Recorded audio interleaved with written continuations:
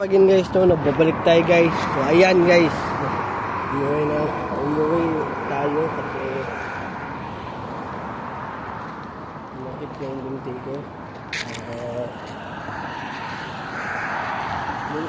Pumunta ako sa Tim Hortons para makabil ng large iced coffee. So ayan guys, kasi binigyan ako kanina. So ayan guys, kaya ako bumaba guys kasi maraming tao nakasakay sa bus crowded kasi.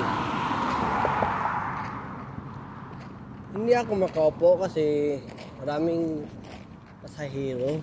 So, ang ginawa ko na lang, bumaba na lang ako kasi pag hindi ako bumaba, wala rin. Tatayo ako. Baka nga yung binti ko sumubra ng hindi sumubra, baka sumakit ng malala. So kaya pasensya na guys, hanggang alas 6 ka naman ako. Kaso yung tawag nito,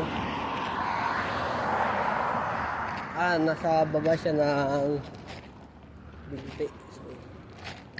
So ayan guys, no, kaya ako bumaba na lang ako para makaupo ako sa next bus. Okay lang kasi at least umabot tayo ng 4 hours tayo lumabas. Okay na rin yun kasi hindi ka naman ito sinasadya. Kahapon naglakad ako ng 3 hours pero hindi naman nakita naglakad ako ng 3 hours. Yun na yung dahilan, diba? Baka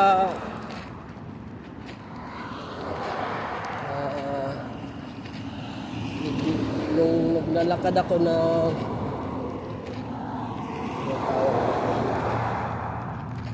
yung pinakauna na vlog ko, hindi pinakauna na vlog, yung una na vlog ako na naglalakad. So ayan guys, no?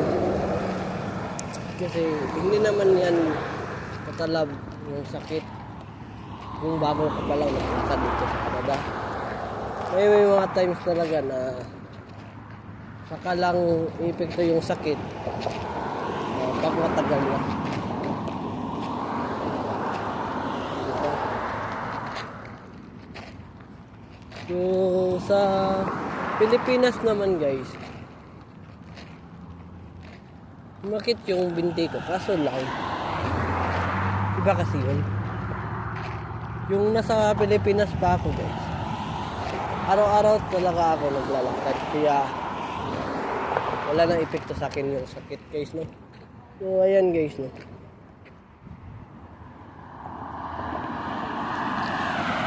Kaysa tumayo ako sa bus, diba? Hindi rin ako makaupo kasi maraming pasahero nga, diba? Baka nga yung pasahero bababa sa Northgate lang. Baka lang, diba?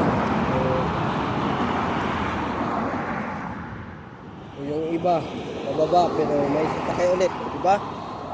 Hindi rin ako makaupo. Yan guys, kasi nga talaga guys,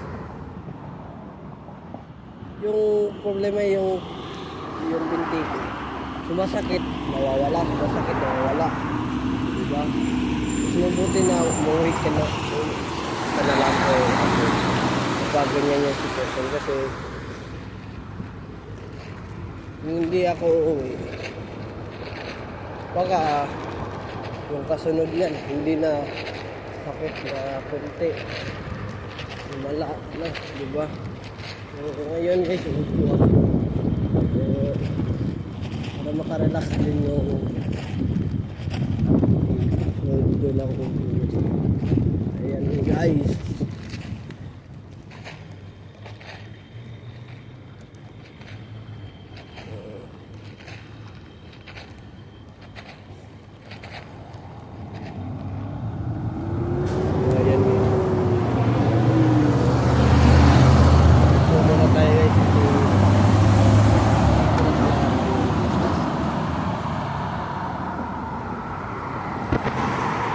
So ayan guys, no. Hanggang dito na lang guys. Pag-subscribe sa YouTube channel na Aaron Caraldi. At huwag kalimutang pinutin ang notification mo ngayon para updated kayo lagi sa Pinoy Vlog. Ayun naman naman guys. Have a wonderful day. Have a nice day. Keep safe and I'll see you from the next vlog. Peace out. Bye-bye. Power!